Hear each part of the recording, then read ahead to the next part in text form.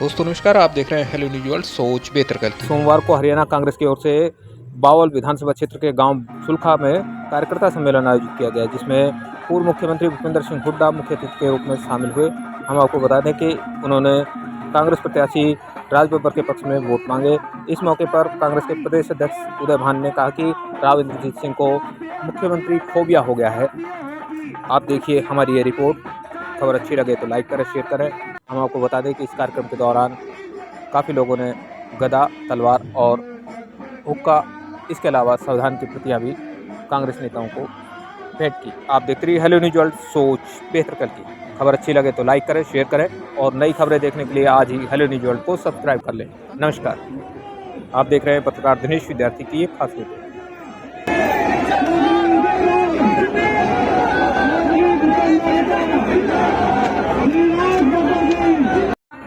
एक काम करे साल से छुटवा ये कहते फिर फेंकता तो देख लेगा टीम करने लगा भाई, मैं तो मजाक कर रहा था रे।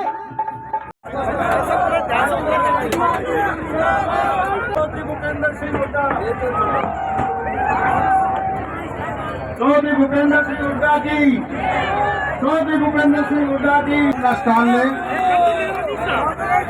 चौधरी भूपेंद्र सिंह हुड्डा जी, राज बब्बर जी की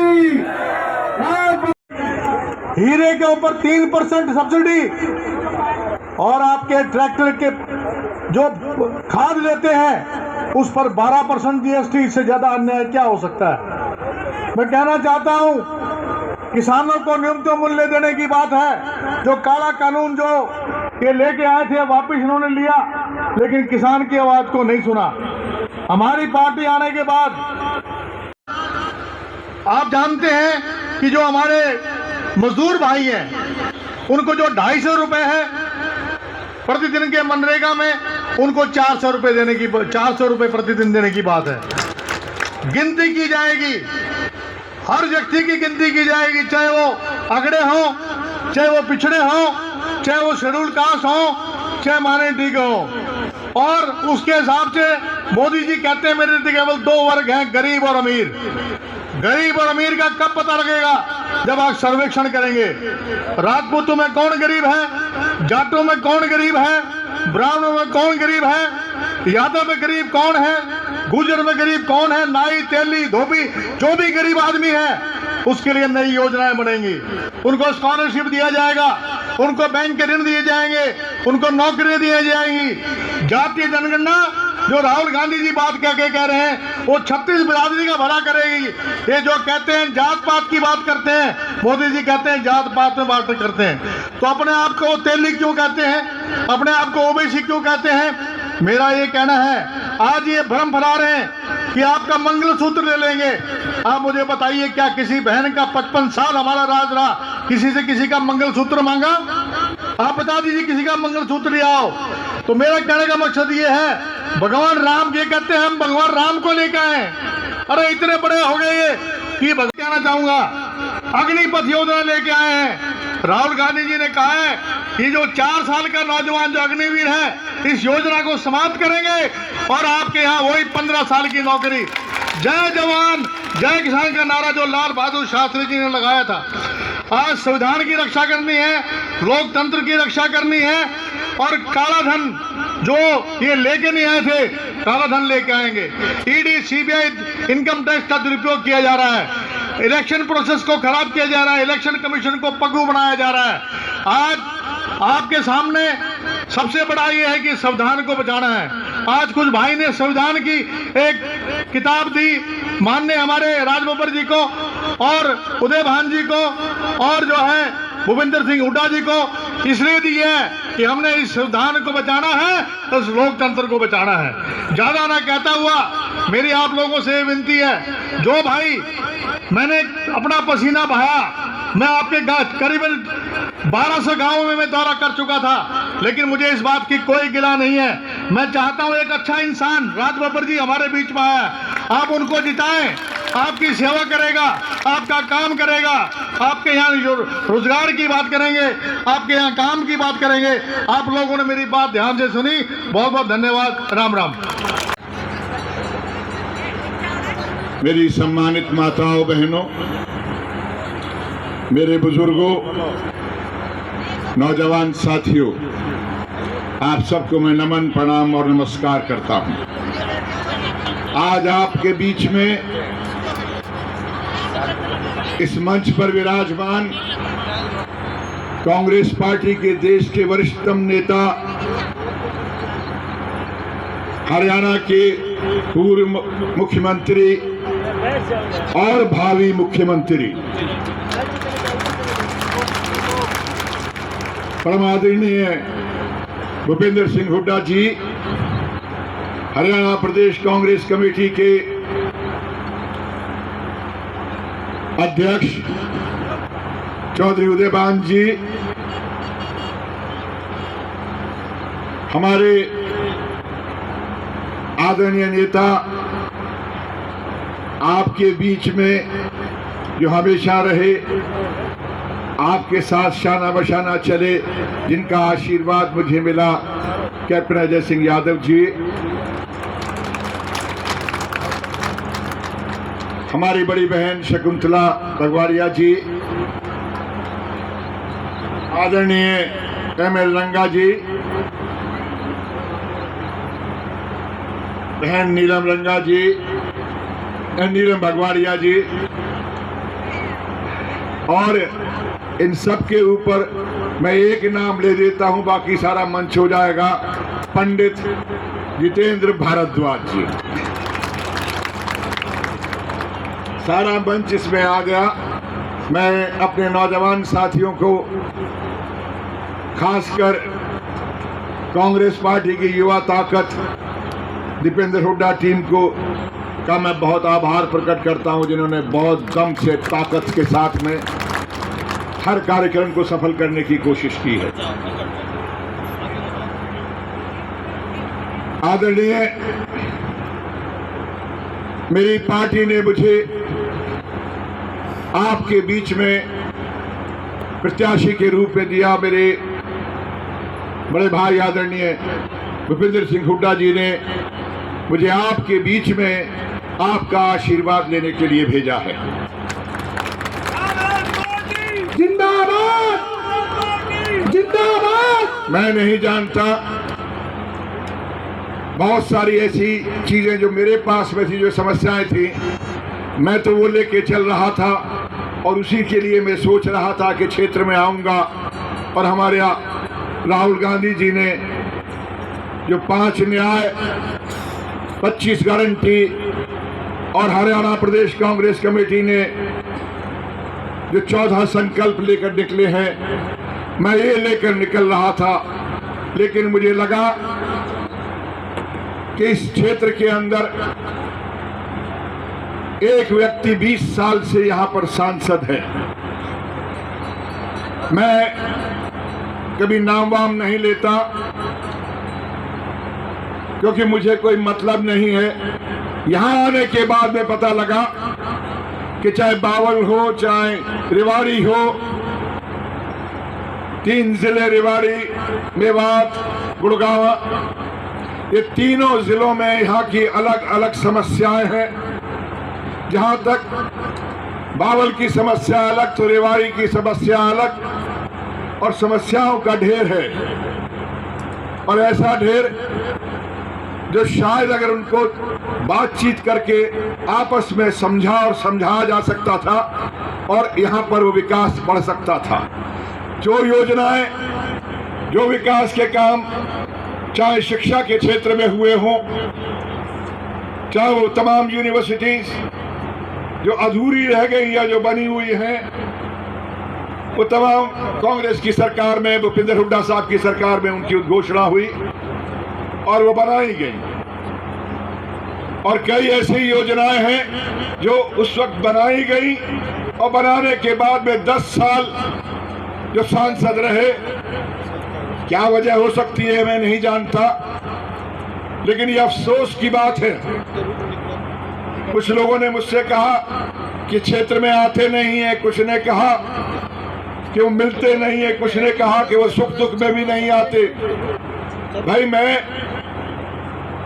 व्यक्ति विशेष के बारे में कुछ नहीं कहता, लेकिन एक जनप्रतिनिधि होने के नाते जो मेरी ड्यूटी है, जो मेरा फर्ज है, अगर मुझे कहना जाए कि मैं प्रतिनिधि हूँ, जनप्रतिनिधि हूँ, तो मेरे अंदर इतनी समझ होनी चाहिए कि आपकी समस्याओं को मैं समझूं और समझने के बाद मैं उसको आगे निदान कराने के लिए या तो किसी एजेंसी से करवाऊं, प्रदेश की सरकार से कराऊं, देश की सरकार से या देश की पंचायत में उसको रखने का काम करूं।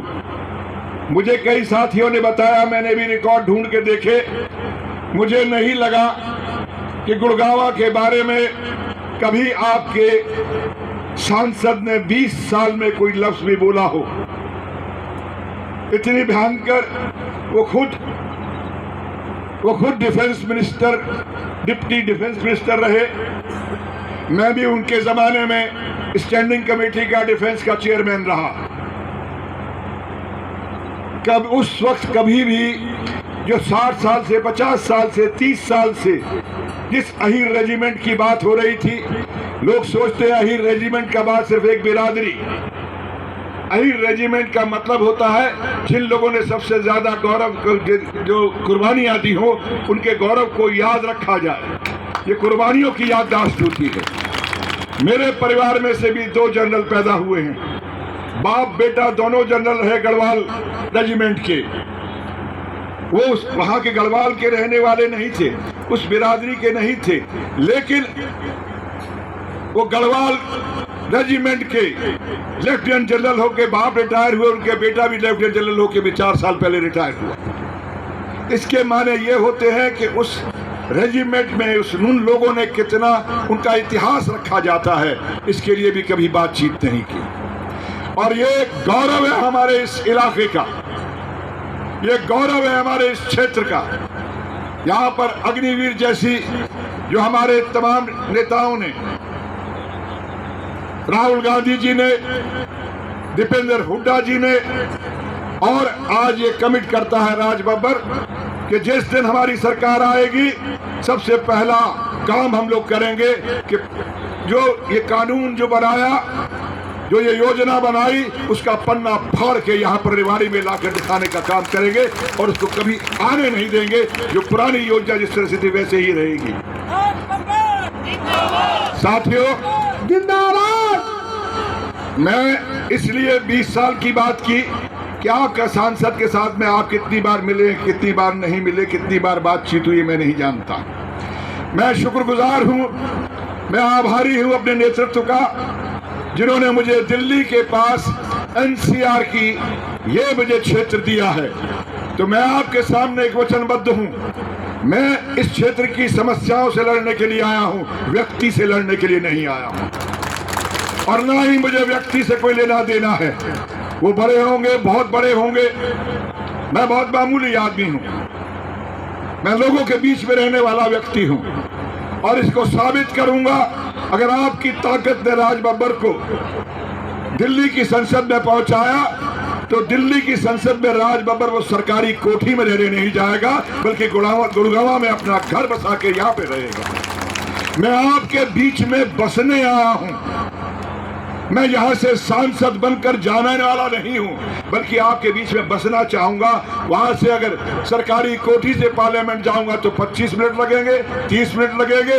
यहाँ से जाऊंगा गुड़गांव से तो 45 से 50 में पहुंच जाऊंगा। मैं ये 20 मिनट जो ज्यादा होंगे, कम से कम आपसे रूबरू होऊंगा, आपको रोज सुबह मिलूंगा, शाम को आपसे मुलाकात करूंगा। मेरे पास में देने को मेरी मेहनत है। मैं कोई बड़ा नाम, मैं कोई राजा, मैं कोई इस तरह के बड़े परिवारों में से नहीं हूं। मैं सिर्फ जिंदगी में जो भी कमाया है, मेहनत से कमाया है।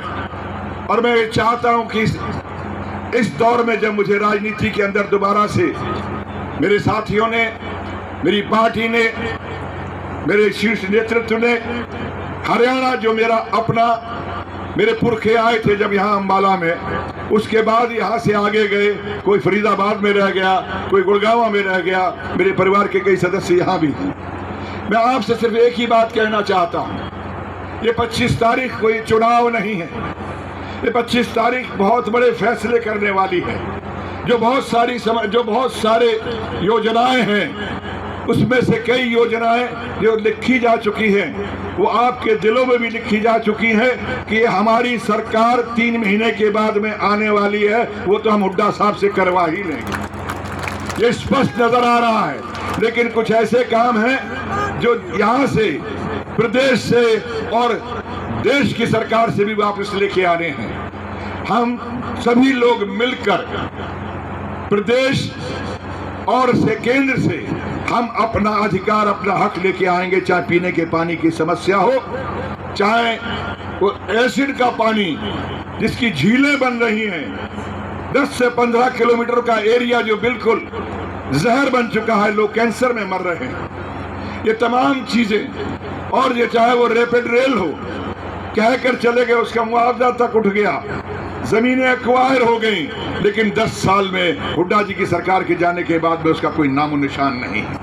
आखिर क्यों ऐसी उदासीनता, क्यों नहीं यहाँ के जनप्रतिनिधि ने कोशिश की कि मैं जो मुझे मिला है कम से कम उसको तो आगे बढ़ा दूं।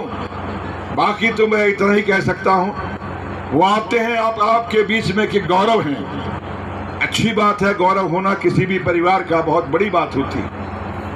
लेकिन मैं पूछना चाहता हूं, जो गौरव उनको जब कांग्रेस में थे तो लोगों को मालूम था कि वो डिप्टी रक्षा मंत्री हैं। भाई यहाँ पर जितने लोग बैठे हो, पढ़े लिखे भी हो, मुझे बता दो 10 साल से मंत्री हैं, वो कौन से विभाग के मंत्री का किसी को पता है? कोई जानता है? नहीं। तो गौरव तो होता है कि आप जो पहले थे उससे बड़े हो जाए, अपने परिवार को, अपनी जो आपकी हैसियत है उसको आगे ले जाएं। मैं उनके गौरव को सलाम करता हूं, लेकिन वो गौरव अगर जनता के लिए काम नहीं आया तो बस मैं प्रश्न चिन्ह छोड़ देता हूं। अगर आप मुझे काम करने का मौका देंगे 25 तारीख के बाद, तो राज बब्बर आपको बताएगा कि काम लोगों के बीच में रह के कैसे किया जाता है। और ये आपको वचन दे के जाता हूं कि मैं आपके बीच से बाहर नहीं जाऊंगा। मैं ज्यादा समय नहीं लूंगा। आज यहाँ पर जितने भी लोग आए हैं, हमारे शीर्ष नेता को सुनने के लिए आए हैं, दोनों यहाँ पर मौजूद हैं। और चाहने वाले जो हुड्डा साहब के हैं उनकी तादाद यहाँ बाकायदा नजर आ रही है। और मेरे ख्याल तालियों की गड़गड़ाहट से पता भी लग जाएगा कि कौन सा था। आप सबका बहुत बहुत आभार, धन्यवाद। मुझे आप जिन्होंने तालियां भी बजाई हैं, जहाँ जो मेरी माताएं बहनें बैठी हैं, बस मुझे याद रखना, मुझे अपना आशीर्वाद देना। मैंने चौधरी उदयमान प्रदेश अध्यक्ष जी का पहले ही नाम लिया है, अगर आप ये कह रहे हैं तो गलत है। ऐसा मत कीजिए, मुझे अपने अध्यक्ष का नाम नहीं, वो अध्यक्ष है जिसकी कलम से मैं आज चुनाव में खड़ा हो रहा हूँ। ये मेरे अध्यक्ष भी हैं, मेरे नेता भी हैं। शर्म आनी चाहिए। बेटी बचाओ और बेटी पढ़ाओ की बात करते हैं, इनको कोई अधिकार नहीं रह गया है। ये लोगों को गुमराह करते हैं, झूठ बोलते हैं, कहते हैं कि कांग्रेस के घोषणा पत्र में मुस्लिम लीग की गंध आती है। अरे शर्म करो मोदी जी, कांग्रेस के घोषणा पत्र को जो पढ़ेगा तो आपको उस घोषणा पत्र में अगर कुछ नजर आएगा तो राष्ट्रपिता महात्मा गांधी का आपको सपना नजर आएगा। कांग्रेस के घोषणा पत्र में आपको नजर आएगा तो पंडित जवाहरलाल नेहरू की सोच नजर आएगी। अगर कांग्रेस के घोषणा पत्र में आपको नजर आएगा तो बाबा साहब डॉक्टर भीमराव अंबेडकर ने इस देश के दलित, पीड़ित, शोषित, उपेक्षित, सर्वहारा वर्ग के सभी पिछड़े समाज को, सभी 36 बरादरी को, सभी व्यापारियों, कर्मचारियों को, सभी किसी भी जाति, वर्ग, धर्म और संप्रदाय का हो, सबको एक सूत्र में प्रो करके, सबको एक समान अधिकार वोट का दे करके, सबको अपने समान पूजा पद्धति का अधिकार देने का जो संविधान में जो काम किया था, जो गरीबों के लिए काम किया था, वो बाबा साहब डॉक्टर भीमराव अंबेडकर की सोच, उनके विचार आपको नजर आएंगे इस घोषणा पत्र में। आपको कांग्रेस के घोषणा पत्र में अगर गंध आएगी तो आपको राहुल गांधी के पसीने की गंध आपको नजर आएगी, जिसने 4000 किलोमीटर चल करके कन्याकुमारी से कश्मीर तक और बाद में मणिपुर से बंबई तक जो लाखों लोगों से जो इंटरेक्शन किया था, करोड़ों लोग जो जन समर्थन, जो जन सैलाब उनको देखने के लिए, समर्थन के लिए आया था, उस घोषणा पत्र में, कांग्रेस के घोषणा पत्र में इस देश के 90% लोगों की वो आवाज नजर आएगी। उस घोषणा पत्र में नरेंद्र मोदी जी जिसको कहते हैं कि ये मुस्लिम लीग का है, उस घोषणा पत्र में, कांग्रेस के घोषणा पत्र में है कि कांग्रेस की सत्ता आएगी तो हम 5 न्याय, युवा न्याय, नारी न्याय, किसान न्याय, श्रमिक न्याय और भागीदारी न्याय, 5 न्याय और 25 गारंटी देने का हम संकल्प लेते हैं और हम इस घोषणा पत्र के जरिए लोगों से हम वायदा करते हैं। युवा न्याय में क्या था? युवा न्याय में था कि हम युवाओं को जो 30 लाख सरकारी पद खाली पड़े हैं जो नरेंद्र मोदी जी ने नहीं भरे, उन 30 लाख सरकारी पदों को सत्ता में आते ही 1 साल के अंदर अंदर 30 लाख सरकारी पद नौकरी देने का काम कांग्रेस पार्टी करेगी। कांग्रेस पार्टी ने उस घोषणा पत्र में कहा है हमारे युवा जो ग्रेजुएट हैं, जो पोस्ट ग्रेजुएट हैं, जो डिप्लोमा होल्डर हैं, जिनको पर्याप्त प्रशिक्षण न मिलने के कारण उनको नौकरी के दरवाजे नहीं खुलते हैं, उन युवाओं के लिए कांग्रेस पार्टी ने योजना बनाई है। कहा है कि हम हर युवा को 8,500 रुपए महीने, 1 लाख रुपए साल का हम वजीफा के तौर पर उस युवा को देंगे और गवर्नमेंट सेक्टर, प्राइवेट सेक्टर और पब्लिक सेक्टर जो अच्छे संस्था हैं उनमें वो ट्रेनिंग कराने का काम करेंगे, जिससे उन युवाओं को दरवाजे खुल जाएंगे, नौकरियों के दरवाजे खुल जाएंगे। और युवाओं के लिए ये कांग्रेस पार्टी ने ऐलान किया है। कांग्रेस पार्टी ने गारंटी दी है कि कोई भी पर्चा लीक नहीं होगा। कांग्रेस पार्टी ने गारंटी दी है जो अग्निवीर योजना जो ये लेकर के आए, जो हमारी फौज के साथ भी धोखा था, हमारे युवाओं के साथ भी धोखा है। यहाँ से तो बहुत ज्यादा लोग फौज में जाते हैं। क्या होता है कि जब किसी का बेटा फौज में भर्ती हो जाता है, अगले दिन से उससे रिश्ते शुरू हो जाते हैं कि फलाने का छोरा फौज में भर्ती हो गया, तभी रिश्ते आने शुरू हो जाते हैं। और जब वो भर्ती हो जाता है 18 साल 20 साल की नौकरी करके जब वो वापस आता है तो उसको पेंशन मिलती है, मेडिकल मिलती है, कैंटीन। कांग्रेस कमेटी के अध्यक्ष माननीय चौधरी उदयभान जी, जिनके विचार आपने तफसील में सुने, और हमारे साथी, हमारे साथ मंत्री रहे कांग्रेस के वरिष्ठ नेता, चेयरमैन बैकवर्ड क्लासेस के ऑल इंडिया के हमारे साथी कैप्टन अजय सिंह यादव जी, और यहाँ से हमारी कांग्रेस पार्टी के लोकसभा के उम्मीदवार हमारे साथी राज बब्बर जी, और संचालन कर रहे हमारे हरियाणा प्रदेश कांग्रेस कमेटी के वर्किंग प्रधान जितेंद्र भारद्वाज जी, और मेरी बहन पूर्व मंत्री शकुंतला भगवाड़िया जी, पूर्व विधायक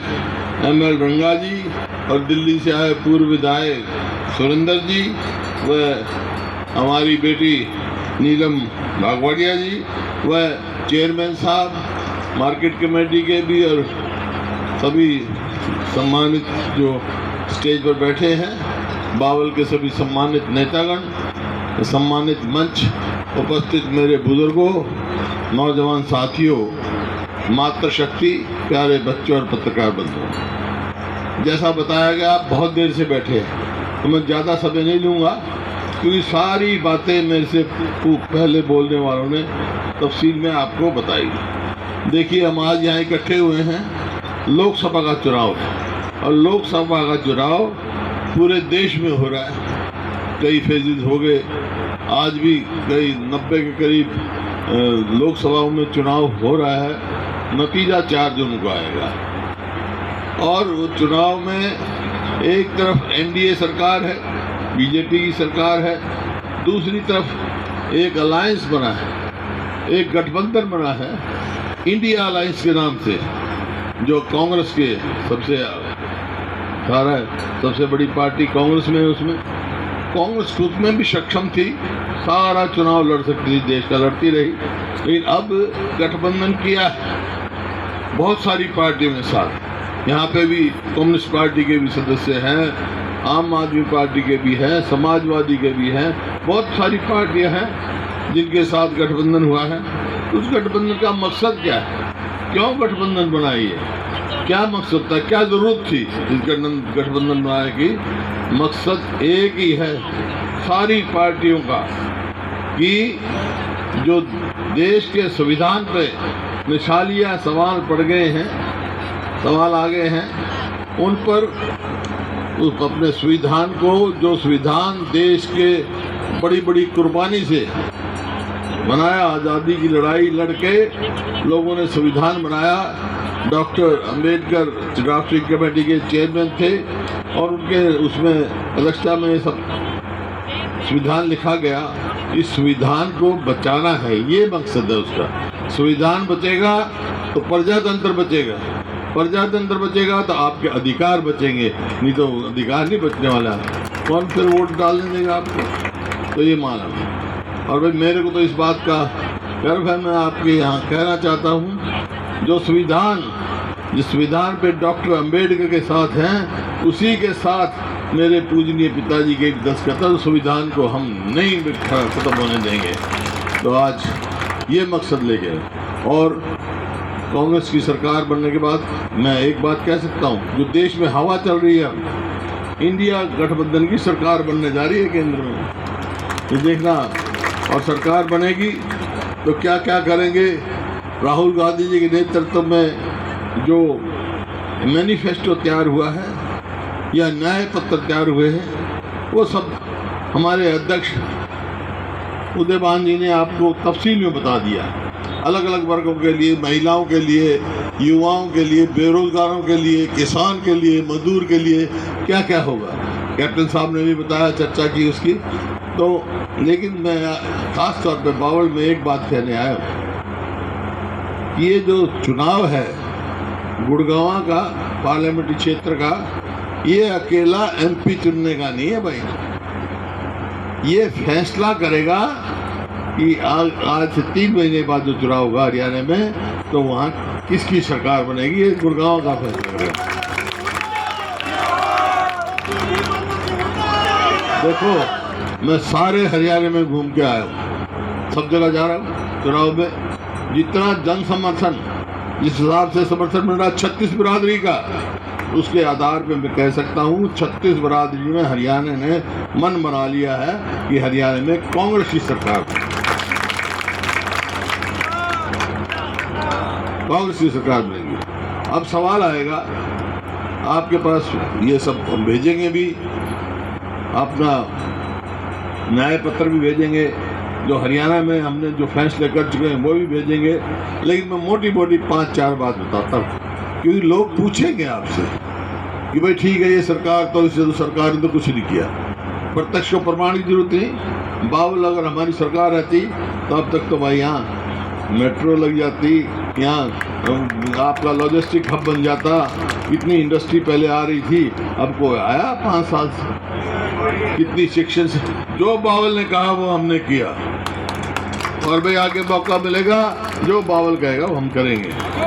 तो 5 साल से, मगर 5 साल से कोई काम नहीं हुआ, तो ये कारण है। तो आप ये क्यों पूछेंगे आपसे, तो ये मन क्यों बना, ये 36 बिरादरी ने क्यों फैसला किया कि हरियाणा में कांग्रेस की सरकार बनेगी?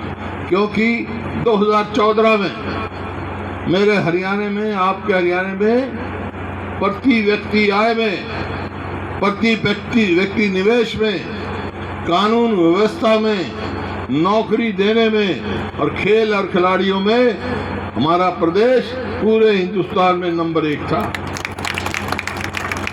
और आज 10 साल के बाद हमारा प्रदेश किस चीज में नंबर 1 हो गया भाई, पता है आपको? बेरोजगारी में, अपराध में। मतलब ऐसा प्रतीत होता है कानून व्यवस्था है ही नहीं, हमारी बहन बेटियों की इज्जत सुरक्षित नहीं है, अपने आप को कोई सुरक्षित महसूस नहीं कर रहा है। हरियाणा में कोई उद्योग नहीं लगा। तो ये परिस्थिति की है महंगाई में।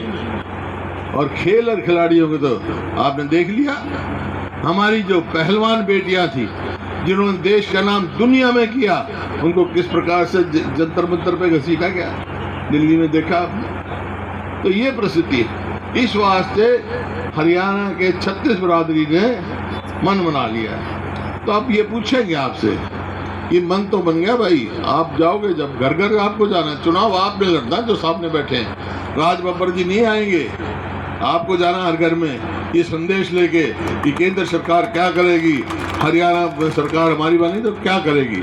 तो मैं आज जो बात कह रहा हूँ, मोटे मोटे 5-6 फैसले करे हैं हमारी पार्टी ने।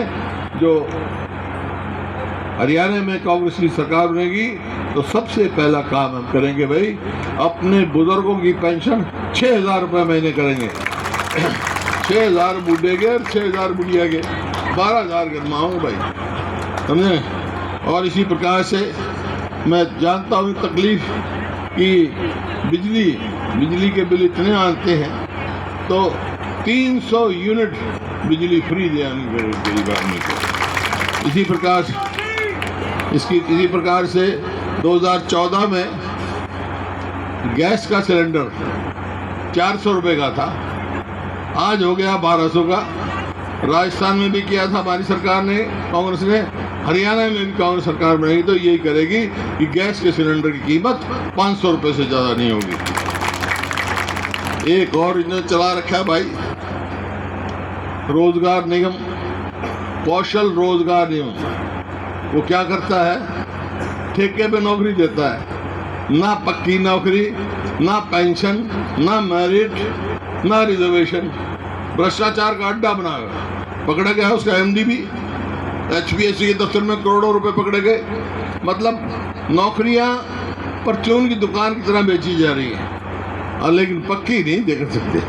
इसे ये जैसे केंद्र में अग्निवीर, अग्निपथ क्या भैया उदयभान जी ने बताया, अग्निवीर 18 साल का लड़का भर्ती हो, 22 साल का घर आ जाएगा, फिर आगे क्या करेगा भाई,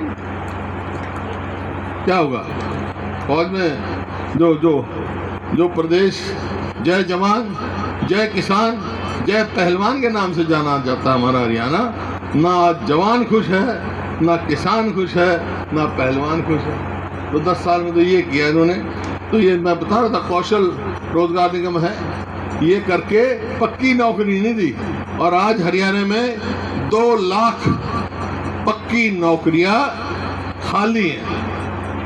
पक्की नौकरी हमारी सरकार आएगी, तो कांग्रेस की सरकार आएगी तो 1 साल के अंदर अंदर वो 2 लाख नौकरियां हम हरियाणा में लगाएंगे, पक्की नौकरी। एक मिनट, बब्बर साहब कहाँ गए? आप आ जाओ ना भाई साहब, यहाँ खड़े हो, आपके लिए हम कह रहे हैं, आप वहाँ कहाँ बैठे हो। देखो हमारी सरकार थी, 4 लाख से ज्यादा हमने 100 गज के प्लॉट दिए थे गरीब आदमी गामा में, और 10 साल हो गए इस सरकार को। एक किसी को एक प्लॉट दिया हो तो भाई गांव का नाम और आदमी का नाम बता दो, मैं भी छोड़ दूंगा अपनी वोट मांगनी, एक का नाम बता दो। तो ये परिस्थिति थी। फिर हम वो स्कीम शुरू करेंगे, अब के 100 गज के प्लॉट भी देंगे हम, साथ 2 कमरे भी बना के, मकान बना के देंगे गरीब आदमी के लिए। और MSP की तो बता दी आपको।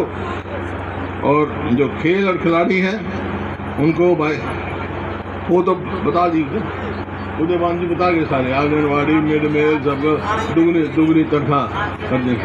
हाँ नहीं, वो तो हमारे अध्यक्ष जी ने कह दी कि आंगनबाड़ी है, चाहे मिड मील है, चाहे आपका आशा वर्कर है, सबकी तनख्वाह दुगनी करेंगे कह दिया। लेकिन खेल और खिलाड़ियों को भाई हमारी पॉलिसी थी, पदक लाओ पद पाओ, इनने उसको खत्म ही कर दिया। चक्कर काट रहे हैं बेचारे। और उसका नतीजा ये है कि हमारी युवा पीढ़ी नशे में डूबती जा रही है। पंजाब में खराब हो गई।